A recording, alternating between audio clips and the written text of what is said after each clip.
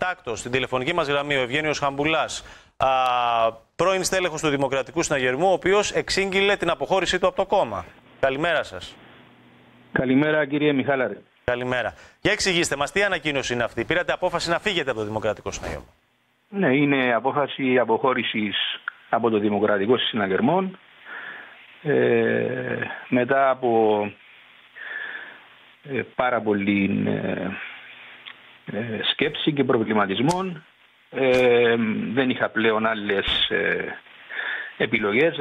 Δεν θα μπορούσα να παραμείνω μέλος και στέλεχος σε μια πολιτική παράταξη η οποία δυστυχώς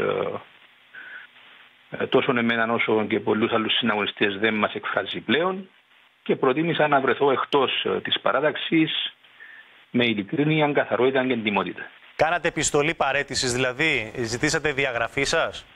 Έχω κάνει δελτίο τύπου, το οποίο θεωρώ ότι είναι αρκετό, δημόσια. Δεν θα κάνετε επιστολή να ζητήσετε τη διαγραφή σας από τα Μητρώα? Θα γίνει και αυτό. Αλλά προείχε η κοινοποίηση προς τον τύπο και προς τον κόσμο που με ακολουθεί και με ακολουθούσε τόσα χρόνια. Τελευταίως έχετε μιλήσει με την Πρόεδρο ή με άλλα στελέχη της ηγεσίας για αυτές σας τις προθέσεις και την απογοήτευση? Έχω μιλήσει επανελειμμένα. Είχα μιλήσει και στα πλαίσια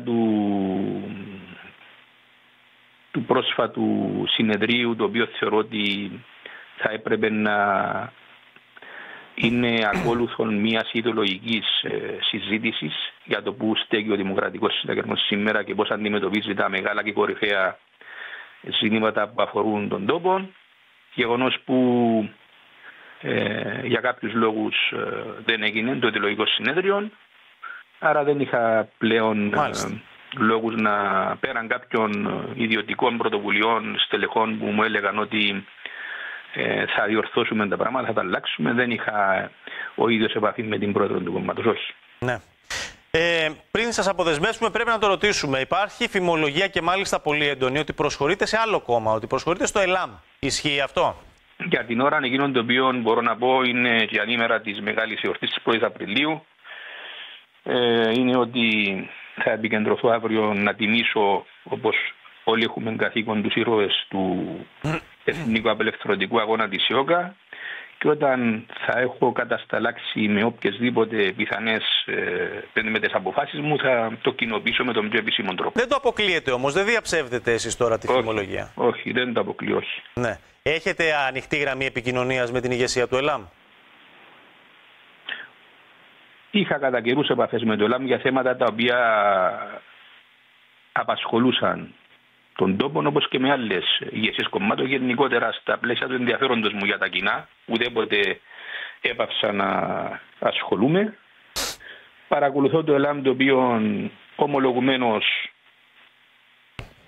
είναι ένα κόμμα το οποίο στέκει σε αυτά τα οποία πρεσβεύει και δεν έχει μεταλλαγές στις απόψεις του, αλλά για αυτήν την δεδομένη στιγμή δεν υπάρχει κάτι προχωρημένο ή κάτι το οποίο μπορώ να πω. Μάλιστα. Ευχαριστούμε πολύ.